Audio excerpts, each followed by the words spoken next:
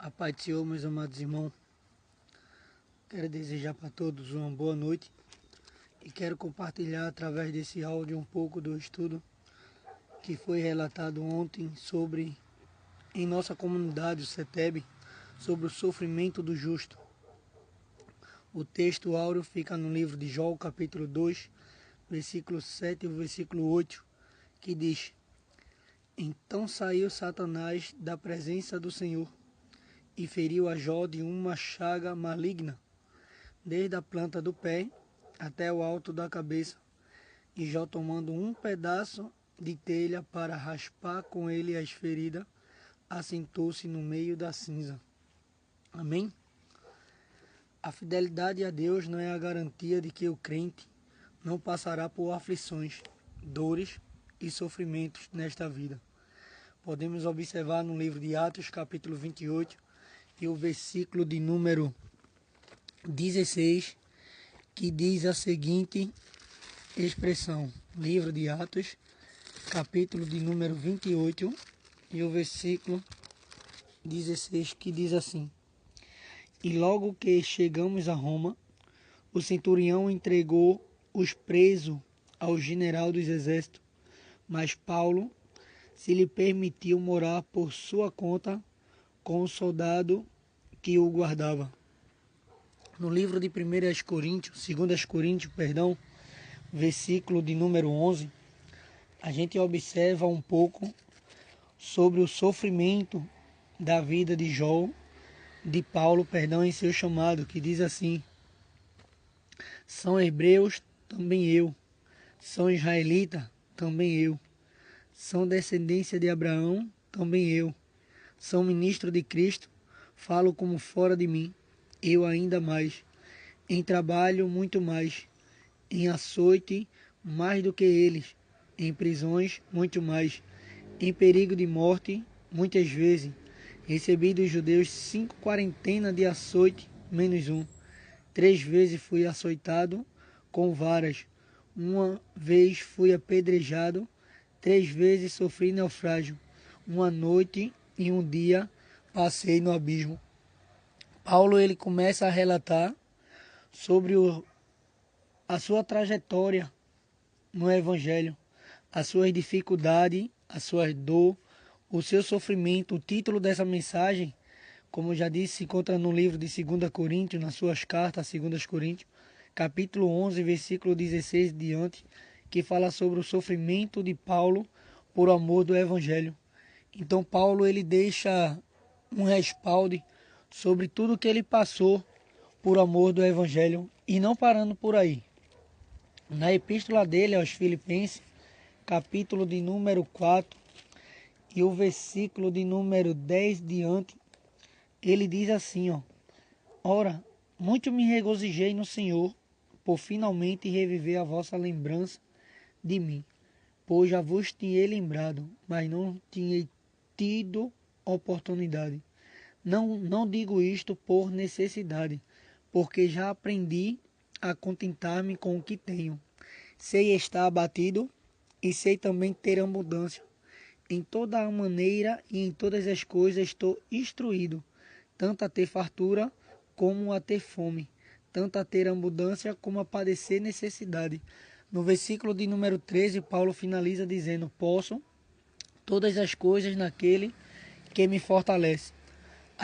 Através desse versículo, podemos observar que Jó também tinha essa certeza, quando ele diz em suas palavras que ele tinha a certeza que o seu Redentor vive e que por fim se levantaria ao favor da terra.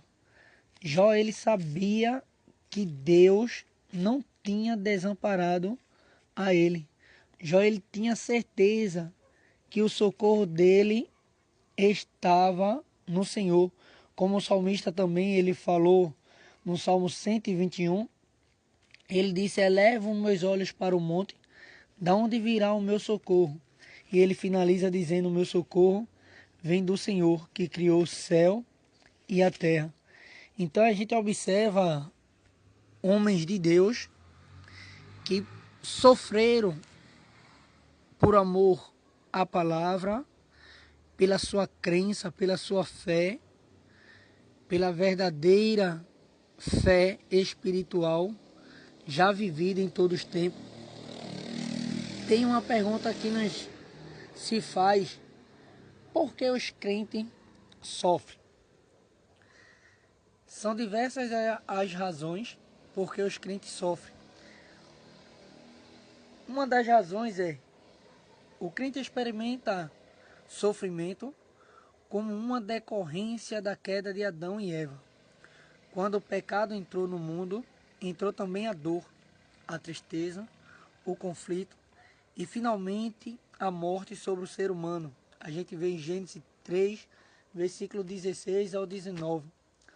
A gente observa que, mesmo sabendo que Jó era um homem justo, ele ainda teve que sofrer a consequência do pecado, da queda do homem, não do pecado dele, porque a gente sabe que quando os amigos dele tentam dizer que para ele está passando por aquele sofrimento, por aquela dor, por aquela perca, tinha alguma coisa de errado, ou ele talvez tinha transgredido contra Deus, ele, em suas palavras, ele pedia para que Deus o colocasse na balança, para que Deus o observasse e ver se ele tinha até mesmo enganado alguém.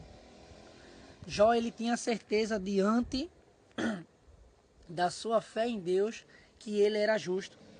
E a gente também temos a certeza disso porque o próprio Deus testemunhou de Jó no capítulo 1 e o versículo 1, quando o próprio Deus diz assim: havia um homem na terra de Uz, cujo nome era Jó, e este era homem sincero, reto e temente a Deus, e desviava-se do mal. Mas Jó também assim foi vítima da queda do homem. Quando Adão peca, ele agora deixou que o pecado entrasse ao mundo, como no livro, na epístola de Paulo aos Romanos, capítulo 5 e o versículo de número 12. Vamos só dar uma conferida para que a gente não passe algo duvidoso ou incorreto para os ouvintes. Mas no capítulo 5, versículo de número 12, Paulo ele disse assim: pelo que, como por um homem entrou o pecado no mundo, e pelo pecado a morte, assim também a morte passou a todos os homens, por isso que todos pecaram. Então a gente vê que através disso também até Jó, com a sua justiça, com a sua sinceridade, com a sua retidão diante de Deus, ele também não ficou isento de sofrer as consequências.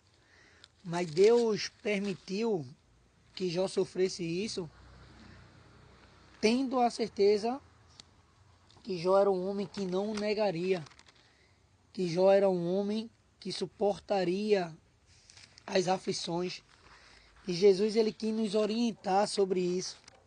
Ele, quando ele reúne os seus discípulos no livro de João, capítulo 16, e o versículo 33, ele deixou uma expressão dizendo assim: tenho-vos dito isso para que em mim tenha paz. No mundo tereis aflições, mas tende bom ânimo, porque eu venci.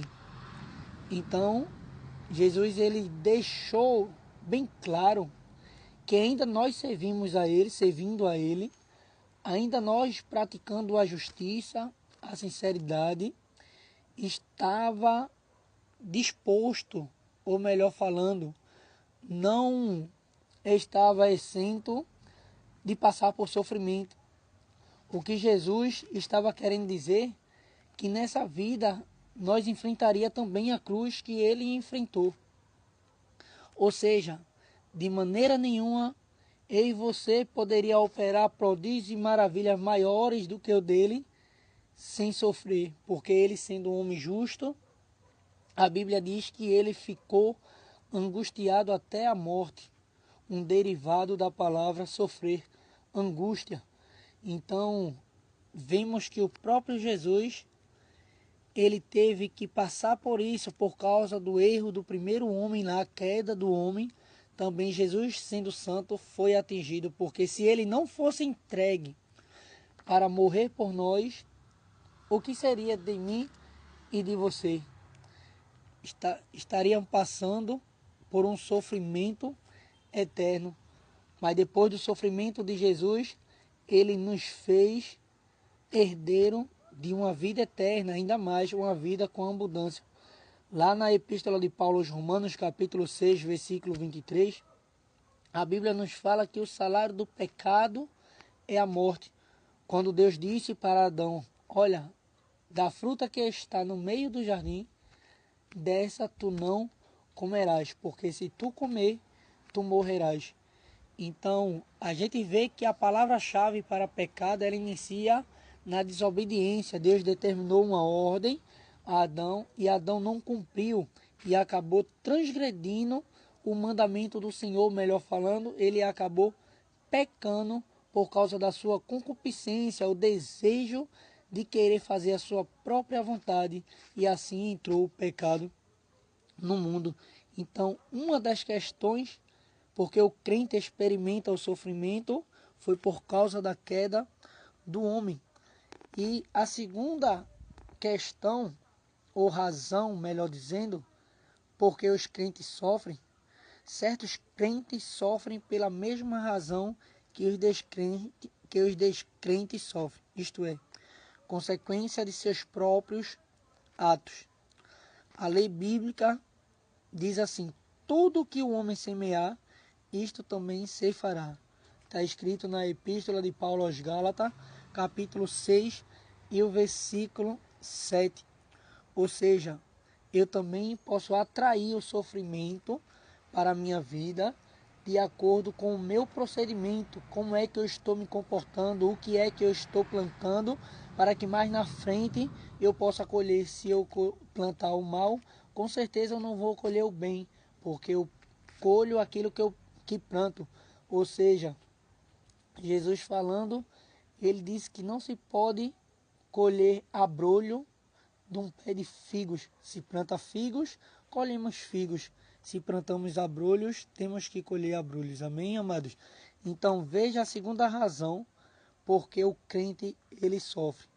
Muitas vezes pelas suas próprias atitudes, ou seja, pelos seus próprios atos.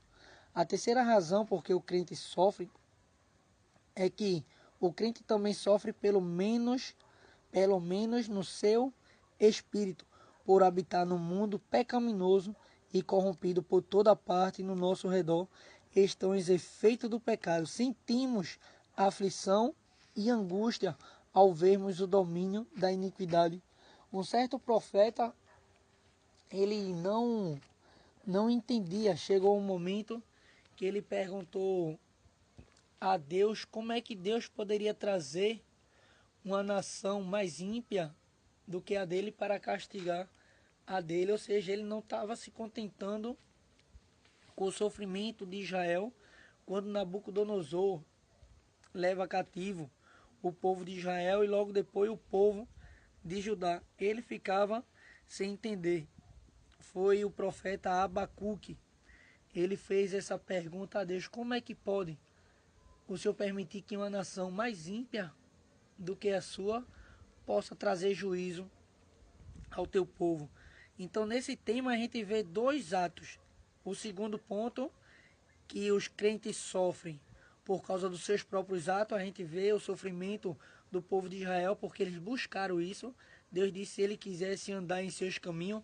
Veja que no capítulo 10 do livro de Deuteronômio, e o versículo 12, ele dá uma exortação à obediência, dizendo: agora, pois, ó Israel, que é o que o Senhor teu Deus pede de ti, senão que temas o Senhor teu Deus, e que andes em todos os seus caminhos, e o ames, e sirva ao Senhor teu Deus com todo o teu coração e com toda a tua alma, para guardares os mandamentos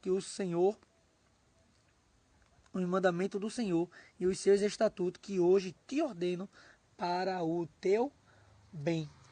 Então, veja que Deus ele deu um conselho específico ao povo de Israel e eles não quiseram guardar no coração dele.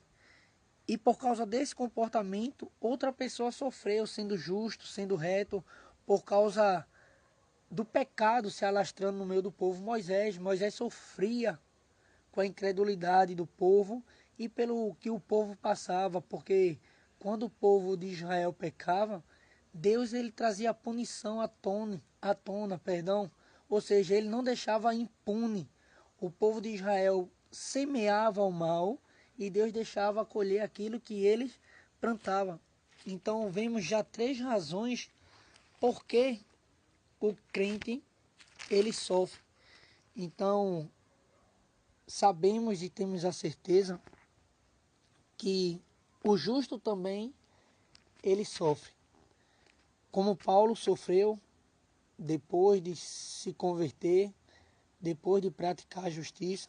Jó, onde a Bíblia não relata nenhuma mais obra, passou pelo sofrimento. Nosso próprio Jesus, a gente sabe que ele veio santo, gerado pelo Espírito Santo, mas que o seu ministério já foi um ministério de sofrimento. Isaías, no capítulo 53, ele já vinha profetizado sobre isso, falando sobre todo o sofrimento que Jesus teria que passar.